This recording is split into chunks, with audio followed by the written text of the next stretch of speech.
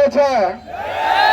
যেই প্রশাসন আমাদের শহীদ তরুণ আমাদের শহীদ ফরহাদ হোসেনের রক্তের উপরে এই ক্যাম্পাসে দায়িত্বভার গ্রহণ করেছে, সুতরাং জুলাই পরবর্তীতে আমাদের সবার আশা আকাঙ্ক্ষা ছিল বিশ্ববিদ্যালয়ের আমূল পরিবর্তন হবে, কিন্তু আমরা দেখতে পাচ্ছি আমাদের সেই প্রত্যাশিত আমূল পরিবর্তন হচ্ছে না। আমাদের শিক্ষার্থীদের অন্যতম ভোগান্তির জায়গা হচ্ছে আবাসন। আমাদের মাত্র কয়েকটা হল আছে যেগুলো আমাদের আবাসন সংকট নিরসনের জন্য অনেকাংশ কম। আপনারা জানেন আমাদের বিশ্ববিদ্যালয়ে যত শিক্ষার্থী আছে হলের যে আসন আছে তা মাত্র 18%। সে 18% বাদে আর বাকি যে 82% শিক্ষার্থী আছে তারা কোথায় থাকবে? তাদের আবাসন নিশ্চয়তা প্রশাসনকে দিতে হবে।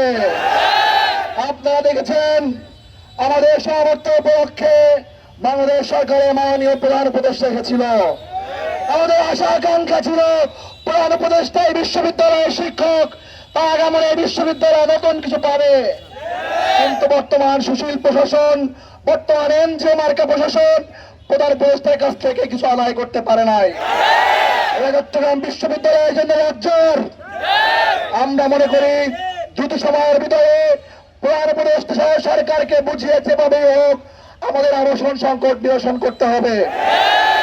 সম্মানিত উপস্থিতি, আমরা দেখতে পাচ্ছি আমাদের বিভিন্ন ডিপার্টমেন্টে সরঞ্জামে কিভাবে আমাদের সম্ভাব্য আমাদের তরুণরা ঝরে পড়ছে।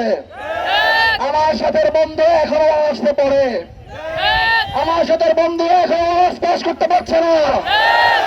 7 বছর 8 বছর লাগতেছে অনার্স পাস করতে। এই শিক্ষার্থী তার প্রোডাক্টিভিটি কোথায় কাজে লাগাবে?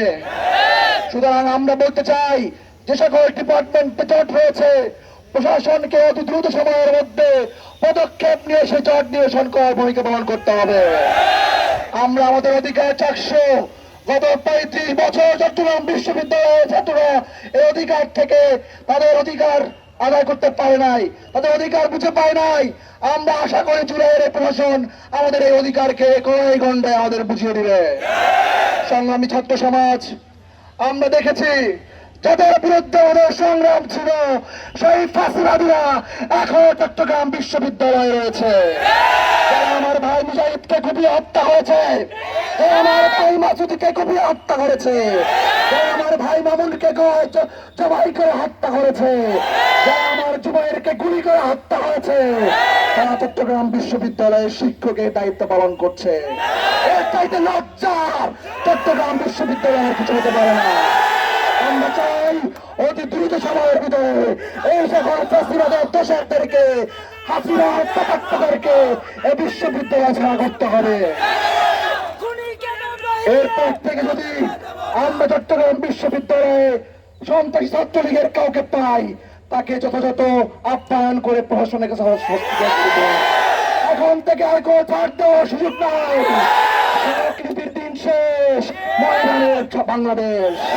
সংগ্রামী ছাত্র সমাজ, আমরা আমাদের নেতৃবৃন্দ কথা বলবেন, ইনশাআল্লাহ আমরা আমাদের দাবি আদায় করে ফিরবো ইনশাআল্লাহ।